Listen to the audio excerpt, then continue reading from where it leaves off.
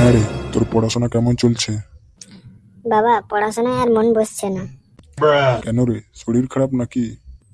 না বাবা, শরীর খারাপ নয়, হৃদয় খারাপ। মানে? মানে আমি প্রেমে পড়েছি বাবা। জানিস না তোর দাদু বারণ করে দিয়ে গেছে, তাই জন্যই তো আমি প্রেম করিনি। আর তুই তো জানিস প্রেম শরীরের পক্ষে ক্ষতিকারক। তুই কুয়োয় পড়, গুইয়ে পড়, তাও প্রেমে পড়িস না। কেলানি বুড়োটার তো মেয়ে জোটেনি, আমাদেরকেও করতে দেবে না। মিষ্টি, তোমার চোখ দুটো না রসগোল্লার মতো। না না, কি বলছি, তোমার চোখ তোমার চোখ দুটো না আকাশে তারার মতো। হারামজাদা, আকাশের তারা দেখে লাভ নেই, আগে তোর পরীক্ষার খাতা দেখ।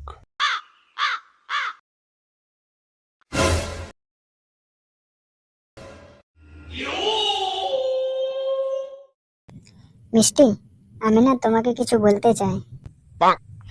বলো। আমি না তোমাকে খুব ভালোবাসি। তাই নাকি? কি কাজ করো? আমি এমএলএর ছেলে।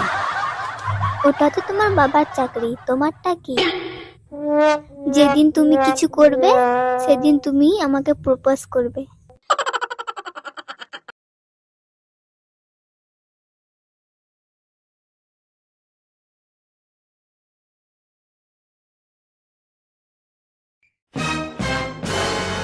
কি হলো ভাই, কাঁদছিস কেন?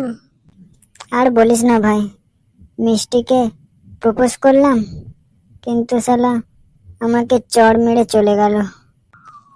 ভাই বুঝলি, প্রেম করতে গেলে আগে নিজের পায়ে দাঁড়াতে হয়। তুই কি বলতে চাইছিস? আমি কি নিজের পায়ে দাঁড়াতে পারি না? তাহলে আমি বাড়ি থেকে হেঁটে হেঁটে এলাম কি করে? আরে পাগলা, প্রেম করতে গেলে আগে টাকা কামাতে হয়। তাহলে কি আমাকে চাকরি করতে হবে নাকি? হ্যাঁ, না হলে শ্বশুর বাড়িতে গিয়ে বলবি আমি এমএলএর ছেলে, আমাকে ভাত দাও। বাহ বাহ, ভালোবাসা তোকে মানুষ বানিয়ে দিল। হ্যাঁ বাবা, আগে ভাবতাম প্রেম মানে পদের চুল, না না, গোলাপ ফুল। এখন বুঝছি প্রেম মানে দায়িত্ব।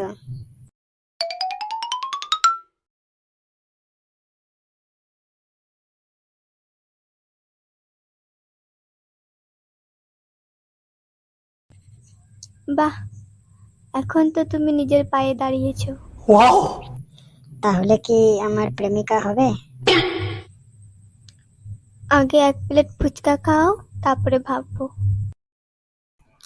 এই সেরেছে, মালটাকে তো ফুচকা খেতে নিয়ে এলাম, শালা পকেটে 1 টাকাও নেই। বাবাকে ফোন করে দেখি তো কি বলে। হ্যালো বাবা, একটু ইউপিআই করে দাও না।